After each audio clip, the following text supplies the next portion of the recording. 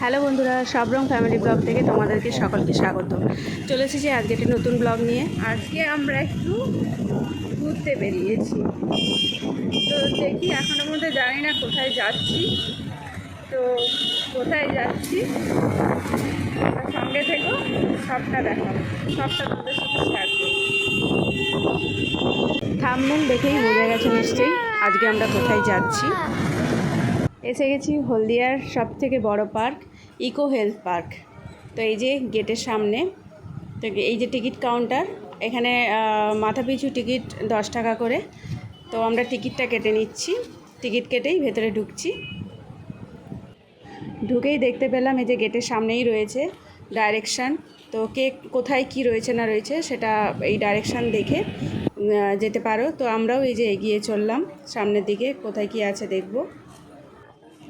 এই যে একটা থিম, তো এখানেও আমরা ফটো নিচ্ছি, এখানে সবাই ভিডিও করে, বেশ ভালো লাগছিল এখানে।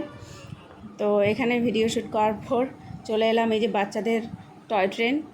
তো বাবান তো দেখে খুব খুশি, টয় ট্রেনে চড়বো। তো তারপরে চলে এলাম এখানে চিলড্রেন পার্ক। তো এখানে বাচ্চাদের খেলাধুলার জন্য, বাচ্চাদের নানান রকম অ্যাক্টিভিটিসের জন্য অনেক কিছুই রয়েছে।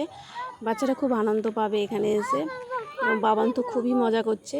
তারই দেখো চারধারে রয়েছে, মানে এত সুন্দরভাবে সাজানো হয়েছে লাইটিং দিয়ে, মানে খুবই ভালো লাগছে। এই যে বাবান এখানে দোলনায় চড়ছে, ও তো খুব খুশি এখানে এসে, কারণ ওর যা কিছু পছন্দ সবটুকুই এখানে ছিল। ও যা যা খেলা করে পার্কে গিয়ে, তো খুবই ভালো লেগেছে ওর। তো আমরাও এখানে ঘুরে বেড়াচ্ছি, সবটা দেখছি ভালো করে। তো ভীষণ ভালো লাগছে, কারণ লাইটিংটা সত্যি অসাধারণ ছিল। ওই ঝিলের মতো বড় আছে, তো এখানে চারিদিকে আলোয় আলোকিত পুরোটা। তো এখানে এই যে বাবান চলে এসেছে আবার ডেকিতে উঠে পড়েছে। তো ও তো খুবই খুশি এখানে এসে। তো তারপর আমরা গোটাটাই ঘুরে দেখছিলাম, চারধারেই একদম লাইটিং দিয়ে সাজানো রয়েছে। তো আমরা ঘুরে ঘুরে দেখছি সব কিছু। তো পার্কটার চারদিকেই মোটামুটি ঘুরতে, হেঁটে যদি কেউ ঘুরতে চাও 10 থেকে 15 মিনিট টাইম লাগবে। বেশ বড় এরিয়া নিয়ে আছে জায়গাটা।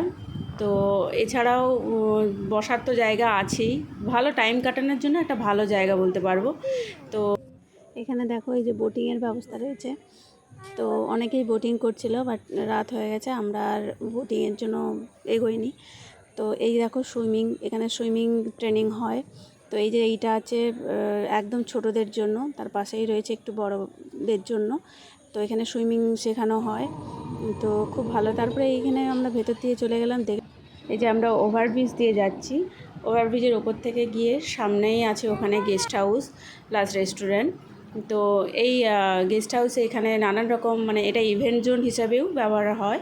এখানে অনেকে যে কোনো ইভেন্টের জন্য বুক করতে পারে। তো আমরা সেখানে গেলাম, বাট আজকে তো দেখলাম বন্ধই আছে, রেস্টুরেন্টও বন্ধ, গেস্ট হাউস বন্ধ। তো তারপরে ওখান থেকে আমরা চলে এলাম এই ওভারব্রিজের ওপর থেকে, ওই একই পথ দিয়েই আমরা আবার বেরিয়ে এলাম। পার্কটি মোটামুটিভাবে ঘুরে যা দেখলাম যে উইকেন্ড কাটানোর জন্য একদম সঠিক জায়গা। তো বেশ ভালোই লাগছিল। যেমনি সুইমিং শেখানো হয় এখানে, তেমনি যোগা জোন আছে, তারপর ফিশিং জোন আছে, জিম আছে। তো সব কিছুই মোটামুটি ভালোই আছে। ফুড কোর্টটা আছেই এখানের মধ্যে, মানে এর ভেতরের মধ্যেই সব কিছুই মোটামুটি রয়েছে। যে কর্তৃপক্ষের থেকে জানতে পারলাম যে মোটামুটি রাত 9টা সাড়ে 9টা পর্যন্ত খোলা থাকে পার্কটা। হলদিয়ার মধ্যে সবথেকে বড় পার্ক হলো এটা। তো সবাই এসো, ভালো লাগবে অবশ্যই, ছোটদের থেকে বড়দের সকলেরই ভালো সময় কাটবে। মোটামুটি ভালোই বেশ টাইম কাটলো। তো তারপরে আমরা ভালো মতো ঘুরে টুরে এই বেরিয়ে পড়লাম বাড়ির উদ্দেশ্যে। তো বাবান তো যেতেই চাইছিল না এখান থেকে, তবু যেতে তো হবে, রাত হচ্ছিল। তারপরে এই যে বেরিয়ে এসেই ফুচকা, যেখানে যেটা না খেলে নয়, যেখানেই যাব ফুচকাটা মোটামুটি আমার চাই। ভিডিওটি ভালো লাগলে বন্ধুরা প্লিজ লাইক কমেন্ট শেয়ার করো, আর অবশ্যই সাপোর্ট করো আমাকে। আর যারা সাবস্ক্রাইব করোনি এখনও, তারা প্লিজ সাবস্ক্রাইব করে সঙ্গে থেকো, পাশে থেকো।